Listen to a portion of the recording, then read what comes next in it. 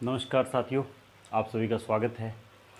आज मैं आपके लिए लेकर आया हूँ प्राचीन भारत के इतिहास का पहला टॉपिक, जिसमें हम पाषाण काल के बारे में पढ़ेंगे। आइए हम शुरू करते हैं प्राचीन भारत का इतिहास। प्राचीन भारत के इतिहास को तीन भागों में विभाजित करके हम पढ़ सकते हैं: प्रागैतिहासिक, आद्य ऐतिहासिक और ऐतिहासिक। ये तीन जो इसको बांटा गया है तीन भागों में, ये जो प्राप्त स्रोत हैं उनके आधार पर बांटा गया है। जैसे कि हम देखें प्राग ऐतिहासिक काल, इस काल में हम उस काल के बारे में जानेंगे जिस समय के हमें केवल पुरातात्विक अवशेष प्राप्त हुए हैं। हमारे पास कोई लिखित साक्ष्य मौजूद नहीं है, केवल पुरातात्विक सामग्री हमारे पास इसकी उपलब्ध है। कोई भी लिखित साक्ष्य इसका हमारे पास उपलब्ध नहीं है। आद्य ऐतिहासिक के अंदर हमारे पास पुरातात्विक साक्ष्य भी हैं और लिखित साक्ष्य भी हमारे पास उपलब्ध हैं, लेकिन इन लिखित साक्ष्यों को आज तक नहीं पढ़ा गया है। इसी प्रकार जो ऐतिहासिक काल है या ऐतिहासिक जो इतिहास है, इसके अंदर हम जो भी हमारे सामग्री प्राप्त हुई है, चाहे वो पुरातात्विक है तो वो भी भरपूर मात्रा में है, और लिखित साक्ष्य हैं उनको भी पढ़ लिया गया है। तो इसको अगर हम काल के हिसाब से देखें तो प्रागैतिहासिक के अंदर पाषाण काल आता है, आद्य ऐतिहासिक में हमारी हड़प्पा संस्कृति और वैदिक काल आता है। इसी प्रकार ऐतिहासिक में हमारे उत्तर वैदिक काल के बाद का जो पार्ट है, तब से लेके आज तक का जितना भी इतिहास है वो सारा इसमें शामिल है। अगर बात करें हम प्रागैतिहासिक काल या पाषाण काल की, पाषाण काल के बारे में हम यहाँ पे पढ़ेंगे। तो पाषाण काल के जो प्राचीनतम अवशेष है वो रॉबर्ट ब्रूसफुट नामक एक इतिहासकार थे। इन्होंने 1863 के अंदर इन्हें पलवरम नामक स्थान से प्राचीनतम अवशेष मिले थे, जो कि हैंड एक्स था। ये इन्हें पलवरम नामक स्थान तमिलनाडु में मिले। इसके अलावा जो प्रागैतिहासिक काल में हम पाषाण काल की बात कर रहे हैं, उसको भी आगे तीन भागों में विभाजित करने का श्रेय है वो जर्गेसन थॉमसन को जाता है। 1820 में जर्गेसन थॉमसन ने इसको तीन अलग अलग पार्ट्स में बांटा था: पाषाण, कांस्य और लोह युग। पाषाण युग में वो काल आता है जिसमें जो आदि मानव था या हमारे प्राचीन मानव थे, वो पाषाण से बने हुए उपकरणों और औजारों, हथियारों का प्रयोग करते थे। कांस्य युग में, कांस्य एक धातु है, आप सभी जानते हैं, जो कि तांबे और टिन को मिलाकर बनाई जाती है। कांस्य युग में जो हथियार या उपकरण थे वो कांस्य के बनाए जाते थे। इसी प्रकार जो लोह युग है, लोह युग के अंदर जो उपकरण और औजार बनाए जाते थे, हथियार बनाए जाते थे, वो लोहे से बनाए जाते थे। इसको अगर हम वैसे देखें तो पाषाण काल में स्टोन एज का पूरा सिस्टम आ जाएगा। कांस्य युग है, उसके अंदर अपने जो हड़प्पा संस्कृति वगैरह है वो कांस्य युगीन हमें उसे बोल सकते हैं। इसी प्रकार उत्तर वैदिक काल के अंदर जाके लोहे का प्रयोग शुरू हो गया था, तो उसके बाद की जो संस्कृति है वो लौह संस्कृति के नाम से हम पढ़ते हैं। अगर पुरातात्विक स्रोतों की जब बात करते हैं तो हमें ये भी पता होना चाहिए कि भारतीय पुरातत्व विभाग है, उसके प्रथम जो जनरल डायरेक्टर या निदेशक थे वो अलेक्जेंडर कनिंघम थे। तो यहाँ से कई बार प्रश्न पूछ लिया जाता है, इसलिए ये हमें ध्यान में होना चाहिए। अब पाषाण काल को अगर हम बात करेंगे तो पाषाण काल को हम आगे इसको थोड़ा सा मैं आपको चार्ट बनाकर इसको समझाना चाहता हूँ, क्योंकि इससे एक तो ये जल्दी आसानी से आपको समझ आ जाएगा, दूसरा इसे याद करने में आसानी रहेगी। तो पाषाण काल का जो समय काल है वो 25 लाख ईसा पूर्व से लगभग 1000 ईसा पूर्व तक अलग अलग विद्वानों ने इसे बांटा है। तो हम जो बात करेंगे उसमें पाषाण काल को तीन भागों में विभाजित किया गया है। पहला है पूरा पाषाण काल, और दूसरा है मध्य पाषाण काल, और उसके बाद नव पाषाण काल या उच्च पाषाण काल भी इसे बोल देते हैं हम। इनके अगर बात करें हम समय की, तो पूरा पाषाण काल है वो 25 लाख ईसा पूर्व से 10,000 ईसा पूर्व तक का जो काल है वो पूरा पाषाण काल में आता है। इसी प्रकार मध्य पाषाण काल, मैं एक बार इसको इस तरह से आपको पहले पूरा पाषाण काल में बताऊंगा ताकि आपको थोड़ा सा आसान लगेगा। उसके बाद अपने इसको वर्टिकली इसमें पढ़ लेंगे, आपस में इनका तुलनात्मक अध्ययन भी कर लेंगे, तो आपको अच्छी से याद भी हो जाएगा और आपको समझ भी आ जाएगा। पहले हम बात करते हैं पूरा पाषाण काल की। पूरा पाषाण काल का जो समय है वो 25 लाख ईसा पूर्व से 10,000 ईसा पूर्व तक का है। यहाँ पर कुछ विद्यार्थी ईसा पूर्व के बारे में भी शायद जाने या ना जाने। तो ईसा पूर्व और ईस्वी, ये दो चीज़ें आती है इतिहास में, इसमें कुछ बच्चे हैं या कुछ विद्यार्थी हैं वो कंफ्यूज रहते हैं। तो जीरो सन से जो पहले का जितना भी काल विभाजन है वो ईसा पूर्व के नाम से जाना जाता है, और जीरो से बाद का है वो ईस्वी। इसे बीसी भी कहा जाता है, बिफोर क्रिस्ट, और ये एडी, एनो डोमिनी, इसको एडी भी कहा जाता है। तो इस प्रकार आप इसे आसानी से समझ सकते हैं। इसके बाद हम बात करते हैं पूरा पाषाण काल की। तो पूरा पाषाण काल 25 लाख ईसा पूर्व से 10,000 ईसा पूर्व तक के चरणों में इसे बांटा गया है।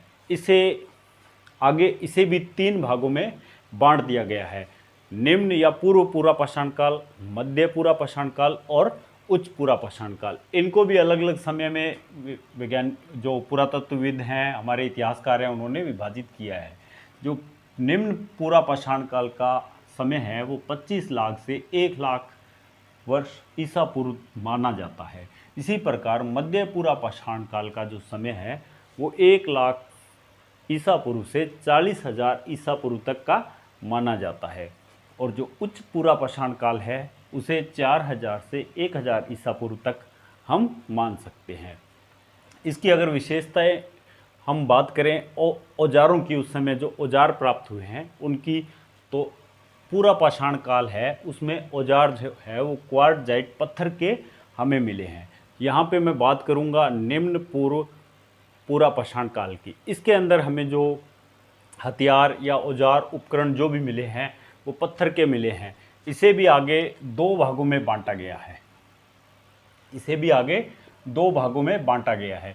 एक तो है चॉपर चॉपिंग पेबुल संस्कृति के नाम से।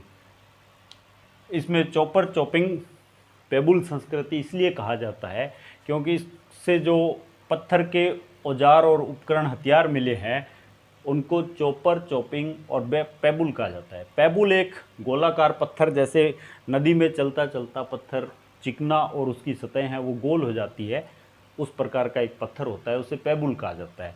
और चॉपर उसी पेबुल को एक तरफ से उसके किनारे को तीखा कर लिया जाता है, वो चॉपर कहलाता है। उसे गंडासा, यानी आज की तरह जैसे गंडासा होता है उसी तरह चॉपर उसको बोला जाता है। इसी तरह जो चॉपिंग है या उसके दोनों किनारे तीक्ष्ण कर लिए जाते हैं।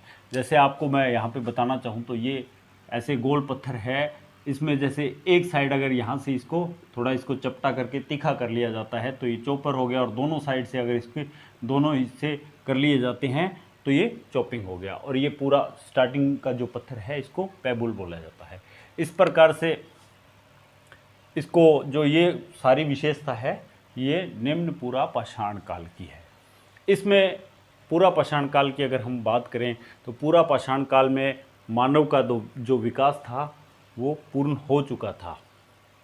पूरा पाषाण काल तक आते आते मानव जो कि आज की प्रजाति है जिसे हम होमो सेपियंस नाम से जानते हैं, वहाँ तक इसका विकास हो चुका था।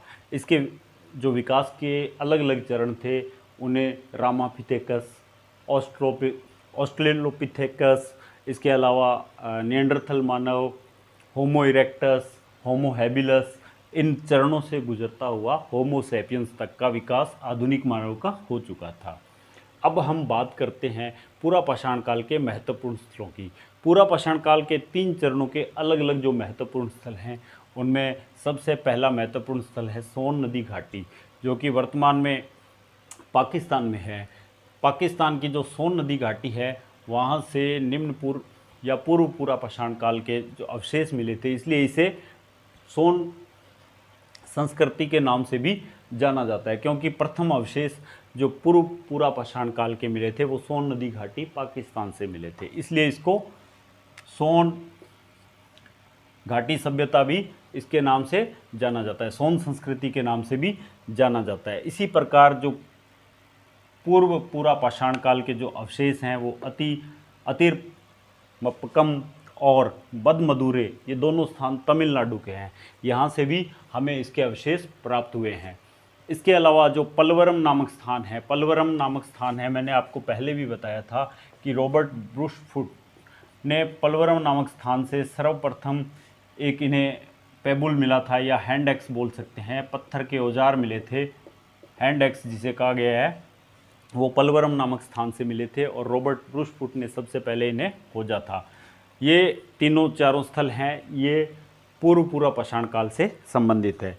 इसके बाद अगर हम बात करें, सबसे इम्पोर्टेंट है जो जहाँ से बहुत बार प्रश्न पूछा जाता है परीक्षा में, वो है हथनोरा नामक स्थान, जो कि मध्य प्रदेश में है।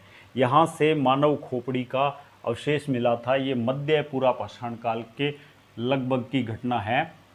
ये जो खोपड़ी के अवशेष मिले हैं, इनकी पहचान मध्य पूरा पाषाण काल के समय की गई है। ये बहुत ही इम्पोर्टेंट प्रश्न है, यहाँ से बार बार प्रश्न पूछा जाता है विभिन्न प्रतियोगी परीक्षाओं में। इसके अलावा भीमबेटका जो कि मध्य प्रदेश में है, वहाँ पे चित्र मिले हैं। ये भीमबेटका में तीनों पाषाण काल हैं, तीनों पूरा पाषाण कालीन अवशेष इसमें भीमबेटका में मिलते हैं। मध्य पाषाण के भी भीमबेटका में मिलते हैं, नवपाषाण काल के भी मिलेंगे आपको। इसके अलावा महाराष्ट्र का जो निवासा नामक स्थान है, वहाँ से भी पत्थर के औजार उपकरण वगैरह मिले हैं, हथियार मिले हैं। चकिया वाराणसी जो कि यूपी में है, यहाँ से भी पूरा पाषाण काल के मिले हैं। सिंह भूमि व पलामू, ये दोनों बिहार, शायद सिंह भूमि अभी झारखंड में आता है, पलामू बिहार, ये भी मध्य पूरा पाषाण काल के यहाँ से अवशेष प्राप्त हुए हैं। बागन, बेराच और कादम्बली घाटी, ये तीनों राजस्थान में हैं, यहाँ से भी मध्य पाषाण काल के अवशेष हमें प्राप्त हुए हैं। इसके अलावा अगर उच्च पूरा पाषाण काल की बात करें तो मिर्ज़ापुर यूपी और रेनीगुंटा और कर्नूल, ये दोनों गुफाएं हैं। रेनीगुंटा और कर्नूल की गुफाएं ये आंध्र प्रदेश में स्थित है, यहाँ से हमें इसके अवशेष प्राप्त हुए हैं। इसके अलावा जो बात करें अगर हम हथनोरा की, तो ये सबसे मोस्ट इम्पोर्टेंट है। इसकी खोज 1928 में की गई थी। हथनोरा की खोज थी वो 1928 में अरुण सोनकिया द्वारा की गई थी। अरुण सोनकिया द्वारा हथनोरा की खोज की गई थी। अरुण सोनकिया ने हथनोरा की खोज की थी। इसके अलावा अगर हम बात करें तो ये पलवरम नामक स्थान, ये भी 1928 के आसपास ही खोजा गया था। सॉरी, ये सोन घाटी था, वो 1928 के आसपास ही खोजा गया था। इसके जो उत्खनन करता या इसको खोज करता थे, उसका श्रेय जाता है DN वाडिया को। DN वाडिया को इसका श्रेय जाता है। जो सोन नदी घाटी क्षेत्र है वो भी DN वाडिया द्वारा 1928 के आसपास खोजा गया था। अब हम बात करते हैं इसी प्रकार से मध्य पाषाण काल की। मध्य पाषाण काल का जो समय है वो 10,000 से 4,000 ईसा पूर्व तक माना जाता है। 10,000 ईसा पूर्व से 4,000 ईसा पूर्व तक के आसपास का काल है, वो मध्य पाषाण काल में माना जाता है। और इसके जो औजार मिले हैं हमें, वो माइक्रोलिथ यानी सूक्ष्म पाषाण के बने हुए हैं, इसलिए इसे माइक्रोलिथ एज भी कहा जाता है। मध्य पाषाण काल को माइक्रोलिथ एज भी कहा जाता है। ये प्रश्न कई बार कंपटीशन एग्जाम में पूछा जा चुका है। मध्य पाषाण काल की सबसे बड़ी उपलब्धि अग्नि का प्रयोग था। मध्य पाषाण में काल के अंदर अग्नि का प्रयोग शुरू कर चुका था मानव, और इसके जो प्रमुख स्थल हैं हमारे भारत में जो प्राप्त हुए हैं, वो सबसे प्रमुख स्थल है बागोर भीलवाड़ा में। बागोर भीलवाड़ा में सबसे प्रमुख स्थल है मध्य पाषाण काल का। यहाँ से अवशेष मिले हैं, यहाँ से हमें अवशेष मिले हैं। मध्य पाषाण काल की अगर उपलब्धियों की बात करें तो एक इसमें पशुपालन भी हम इसमें जोड़ सकते हैं। इन्होंने पशुपालन यानी पशुओं को पालतू बनाना शुरू कर दिया था, और प्रथम पशु जो कि पालतू बनाया गया वो एक कुत्ता था, उसको पालतू बनाया गया था। और बागोर भीलवाड़ा में हमें कुत्ते के अवशेष मिलते हैं मानव के साथ। इसके अलावा आदमगढ़ होशंगाबाद मध्य प्रदेश, लगनाज गुजरात, ये सभी अवशेष हैं वो हमें मध्य पाषाण काल के मिलते हैं। भीमबेटका मिर्ज़ापुर उत्तर प्रदेश, चेपानी मांडो इलाहाबाद, मेहरुडी यूपी, ये सारे अवशेष हैं, ये हमें वहाँ से प्राप्त होते हैं। इसके अलावा अगर हम बात करें तो इसके चौपानी मांडो इलाहाबाद, मेहरुडी यूपी और सराय नाहर राय और मेहदा ये दोनों यूपी से, ये भी दोनों बहुत इंपॉर्टेंट है। यहाँ से प्रश्न पूछा जाता है क्योंकि यहाँ पे स्तंभ गर्त मिले थे। ये एकमात्र स्तंभ गर्त मिलने वाले स्थान है। स्तंभ गर्त से तात्पर्य है कि यहाँ पे एक ऐसा फर्श मिला है जिसमें कोई पोल वगैरह रोपे गए थे और ऊपर छत डाली गई थी। इस तरह का कोई एक आवास के ये अवशेष हैं। अब हम बात करते हैं नवपाषाण काल की। नवपाषाण काल के अंदर अगर हम बात करें तो ये 4000 ईसा पूर्व से 1000 ईसा पूर्व तक का समय था। इसे नवपाषाण काल के अंतर्गत पढ़ा जाता है। पत्थर की कुल्हाड़ी इस समय की देन है। छेनी है, पॉलिश किए हुए उपकरण इस समय में प्राप्त हुए हैं। अगर हम औजारों की या उपकरणों की या हथियारों की बात करें तो इसमें पॉलिश किए हुए उपकरण मिले हैं, जो कि इसकी एक बहुत बड़ी विशेषता है। इसके अलावा नवपाषाण काल के अंदर अगर हम बात करें तो जो विकास हो चुका था उसमें कृषि का कार्य शुरू कर दिया था। जो मानव था उसने कृषि कार्य शुरू कर दिया था। चूँकि कृषि कार्य शुरू कर दिया था, अब उसको कृषि करने के लिए एक स्थान पर रहना जरूरी था, इसलिए स्थायी निवास भी वो बना चुका था। स्थायी निवास की शुरुआत नवपाषाण काल में हो चुकी थी। इसके अलावा पहिया, जो कि एक बहुत बड़ी क्रांति थी, भविष्य के लिए भी एक बहुत बड़ी क्रांति थी पहिया, उसका आविष्कार भी नवपाषाण काल में हुआ था। यहाँ से अक्सर प्रश्न पूछे जाते हैं। इसके अलावा एक बड़ा प्रश्न, नाव का आविष्कार भी नवपाषाण, नवपाषाण में नाव का आविष्कार भी हो गया था। आसान रहेगा याद करना, बहुत ही ज़्यादा मुश्किल नहीं है। नवपाषाण काल के प्रमुख अगर स्थानों की हम बात करें तो प्रमुख स्थानों में यहाँ पे मेहरगढ़, जो कि बलूचिस्तान पाकिस्तान में है वर्तमान में, यहाँ से हमें कृषि का प्राचीनतम जो अवशेष है वो प्राप्त होता है। मैं बात कर रहा हूँ कृषि के प्राचीनतम अवशेष की, जो कि हमें मेहरगढ़ बलूचिस्तान से प्राप्त होता है। इसके अलावा कोल्डी हवा, जो कि उत्तर प्रदेश में है, वहाँ पे चावल का प्रथम साक्ष्य मिलता है। ये दोनों बहुत इंपॉर्टेंट है, ये दोनों बहुत ही इम्पोर्टेंट है, यहाँ से बहुत बार प्रश्न पूछा गया है। इसके अलावा जो नवपाषाण काल के जितने भी स्थान हैं सभी इम्पोर्टेंट है। यहाँ से प्रत्येक से 10-10, 20-20 बार क्वेश्चन कंपटीशन एग्जाम में पूछा गया है। चावल के प्रथम साक्ष्य कोल्डी हवा उत्तर प्रदेश से, कृषि के प्रथम साक्ष्य मेहरगढ़ बलूचिस्तान पाकिस्तान से, चिरांद बिहार, जो कि चिरांद है वो बिहार में स्थित है, वहाँ से हड्डियों के उपकरण मिले हैं। पिकली हल, जो कि कर्नाटक में है, वहाँ से राख के ढेर मिले हैं। गुफ कराल और बुर्ज होम, ये दोनों हैं। गुफ कराल जैसा कि नाम से लग रहा है कि गुफा से संबंधित कोई चीज़ होगी, और बुर्ज होम ये भी कोई होम होगा यानी घर होगा। तो ये गर्त ग्रह बने हुए हैं जो कि हमें जम्मू कश्मीर से प्राप्त हुए हैं, और बुर्ज होम और गुफ कराल दोनों जम्मू कश्मीर से प्राप्त हुए हैं। दोनों बहुत महत्वपूर्ण है क्योंकि यहाँ पे गर्त के अंदर जो हैं वो अवशेष मिले हैं, मानव के अवशेष मिले हैं। इसके अलावा यहाँ से भी मानव के साथ कुत्ते को दफनाने के अवशेष हमें प्राप्त हुए हैं। तो एक बार मैं फिर से ये थोड़ा सा टॉपिक है इसको रिवाइज कर देता हूँ। थोड़ा सा आसान है, आपके लिए पढ़ना आसान हो जाएगा। प्राचीन भारत के इतिहास का पहला टॉपिक इसे हम कह सकते हैं। इसमें हम इसकी सामान्य जानकारी एक तरह से देखा जाए तो पाषाण काल के बारे में। तो पाषाण काल है, पहले सबसे पहले जो भारतीय इतिहास है उसको स्रोत के आधार पर 3 भागों में बांटा गया है। प्राग ऐतिहासिक काल, आद्य ऐतिहासिक काल और ऐतिहासिक काल। प्राग ऐतिहासिक काल वो काल है जिसमें पुरातात्विक सामग्री मिली है, लिखित दस्तावेज उपलब्ध नहीं है, लिखित साक्ष्य भी उपलब्ध नहीं है। आद्य ऐतिहासिक काल में हमें केवल लिखित दस्तावेज उपलब्ध है, उनको पढ़ा नहीं गया है, और पुरातात्विक सामग्री भी प्राप्त है, लेकिन जो लिखित दस्तावेज है उनको नहीं पढ़ा गया है। इसके अंतर्गत हम हड़प्पा संस्कृति और वैदिक संस्कृति को ले सकते हैं। ऐतिहासिक काल, वैदिक संस्कृति के बाद का जितना भी इतिहास हम पढ़ते हैं वो ऐतिहासिक में आ जाता है। तो जो सर्वप्रथम हमें पाषाण काल के जो अवशेष थे वो रॉबर्ट ब्रूस फुट ने 1863 में हैंडेक्स पलवरम नामक स्थान, जो कि तमिलनाडु में है, वहाँ से प्राप्त किया था। 1820 में जर्गेसन थॉमसन ने इसका वर्गीकरण किया था। पाषाण, कांस्य और लोह युग में जो प्राचीन इतिहास है, प्राचीन भारत का इतिहास है। इसके पश्चात भारतीय पुरातात्विक विभाग के जो प्रथम डायरेक्टर जनरल थे, महानिदेशक थे, वो अलेक्जेंडर कनिंघम थे। ये भी बहुत इंपॉर्टेंट है, हमें याद रखना चाहिए। इसके अलावा अगर हम बात करें पाषाण काल की, तो पाषाण काल को 3 भागों में पढ़ के हमने इसे याद करना है। पूरा पाषाण काल, मध्य पाषाण काल और नव पाषाण काल।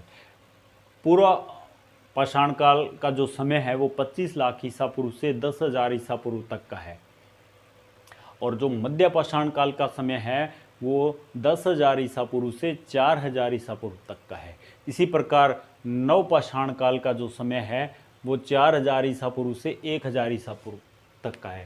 नव पाषाण काल के जो प्रथम अवशेष थे वो लेनमेसूरियर, ये एक पुरातत्वविद थे। इन्होंने 1860 में टोंस घाटी जो कि टोंस नदी घाटी जो कि वर्तमान में उत्तर प्रदेश में है, लेन से सूर्यर ने यहाँ से निकाला था नव पाषाण काल का प्रथम अवशेष। अब हम इसके चरणों की बात करें तो मध्य पाषाण और नव पाषाण काल को ज़्यादा बांटा नहीं गया है, ये दोनों एक संक्रमण काल का हम इसे मान सकते हैं। इनमें लगातार सतत विकास हो रहा था। इसको प्योरली इसको विभाजित करना थोड़ा मुश्किल था, लेकिन फिर भी एक विभाजन है, वो पुरातत्वविदों ने इसको कर रखा है। अगर हम बात करें अब चरण की, तो पूरा पाषाण काल के 3 चरण मैंने आपको बताए, निम्न पूरा पाषाण काल, मध्य पूरा पाषाण काल और उच्च पूरा पाषाण काल। आगे उनका मैंने समय भी बताया है, 25 लाख से 1 लाख, 1 लाख से 40,000 ईसा पूर्व और 40,000 ईसा पूर्व से 10,000 ईसा पूर्व, 10,000 ईसा पूर्व तक। इसके बाद हम बात करें औजारों की, तो पूरा पाषाण काल के जो औजार थे वो क्वार्टजाइट पत्थर के थे। इसमें श्लक, ब्लेड, खुरचनी, बेधनी सब थे। इसके अलावा मध्य पाषाण काल है उसको माइक्रोलिथेज भी कहा जाता है, क्योंकि उसके सूक्ष्म पाषाण उपकरण या औजार हमें प्राप्त हुए हैं। और नव पाषाण काल के औजार हैं उनमें पत्थर की कुल्हाड़ी, छेनी, पॉलिश किए हुए उपकरण ये प्राप्त हुए हैं। अब उपलब्धि की बात करें तो पूरा पाषाण काल तक आधुनिक मानव का विकास हो चुका था। मध्य पाषाण काल में अग्नि का प्रयोग शुरू कर दिया था, पशुपालन शुरू कर दिया था, और पहला जो पशु इन्होंने पाला वो कुत्ता था। इसके अलावा अगर हम बात करें तो मानव यहाँ पे केवल आखेटक था। जो उपलब्धि थी इसमें मानव केवल आखेटक यानी शिकारी था, आखेटक या शिकारी था, और संग्राहक भी था, भोजन का संग्रह करता था, संग्राहक भी था। और यहाँ पे आखेटक संग्राहक के साथ साथ उसने पशुपालन शुरू कर दिया था। शिकार करने के लिए उसे कुत्ता था वो मदद देता था, इसलिए उसने कुत्ते को पालना शुरू कर दिया था। और जो नव पाषाण काल है उसमें उसने पशुपालन के साथ साथ नया कार्य एक शुरू कर दिया था, कृषि करने के कारण उसे स्थायी निवास अपना बनाना पड़ा था। अतः नवपाषाण काल की एक विशेषता स्थायी निवास है। पहिए का आविष्कार हो चुका था, नाव का आविष्कार है वो नवपाषाण काल की देन है। अब अगर हम प्रमुख स्थलों की बात करें तो जो इसके महत्वपूर्ण स्थल हैं, सोन नदी घाटी, इसलिए इसे सोन संस्कृति भी कहा जाता है। 1928 में डी एन वाडिया ने अतिर, पक्कम व बदमदुरई ये तमिलनाडु में हैं, यहाँ से पत्थर के बहुत से हथियार और औजार मिले हैं, उपकरण मिले हैं। पलवरम नामक स्थान हमने पहले भी बात की, रॉबर्ट ब्रूसफुट। हथनोरा जो कि बहुत इंपॉर्टेंट है, ये बहुत इंपॉर्टेंट है, हथनोरा पर बहुत बार प्रश्न आया। हथनोरा मानव खोपड़ी के अवशेष हैं, मध्य प्रदेश से प्राप्त हुआ है। भीमबेटका मध्य प्रदेश, यहाँ पे चित्र मिले हैं गुफाओं के अंदर। नेवासा महाराष्ट्र, यहाँ भी पूरा पाषाण कालीन अवशेष हमें प्राप्त हुए हैं। चकिया वाराणसी यूपी, सिंहभूमि व पलामू बिहार, बागन, बेराच और कादम्बली घाटियाँ ये सब राजस्थान में हैं। मिर्ज़ापुर उत्तर प्रदेश, रेनीगुंटा और करनूल की गुफाएं आंध्र प्रदेश, ये सब आंध्र प्रदेश में हैं। ये सब पूरा पाषाण काल के जो महत्वपूर्ण स्थल हैं वो है। इसके अलावा मध्य पाषाण काल की अगर बात करें तो बागोर, भीलवाड़ा, जहाँ से पशुपालन के प्रथम अवशेष हमें प्राप्त हुए हैं, पशुपालन के प्रथम अवशेष हमें प्राप्त हुए हैं वो भीलवाड़ा में है। आदमगढ़, होशंगाबाद मध्य प्रदेश से हमें मध्य पाषाण काल के अवशेष प्राप्त हुए हैं। लखनास गुजरात, मिर्ज़ापुर, भीमबेटका, मैंने भीमबेटका आपको बताया कि इसमें संपूर्ण पाषाण काल के अलग अलग काल के इसमें हमें भीमबेटका से इसके अवशेष प्राप्त हुए हैं। स्रोत भीमबेटका एक बहुत बड़ा स्रोत है पाषाण काल के लिए। चौपानी, मांडो, इलाहाबाद और मेहरुडी ये उत्तर प्रदेश, ये भी बहुत इंपॉर्टेंट है, दोनों इलाहाबाद उत्तर प्रदेश में हैं।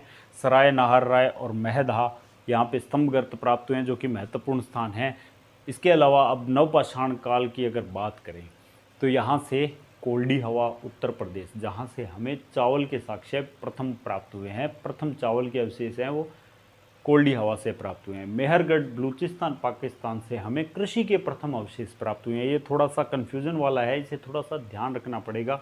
कृषि के प्रथम अवशेष हैं वो मेहरगढ़ से हैं, और चावल के जो प्रथम अवशेष हैं वो कोल्डी हवा उत्तर प्रदेश से है। मेहरगढ़ से भैंस के अवशेष भी हमें प्राप्त हुए हैं।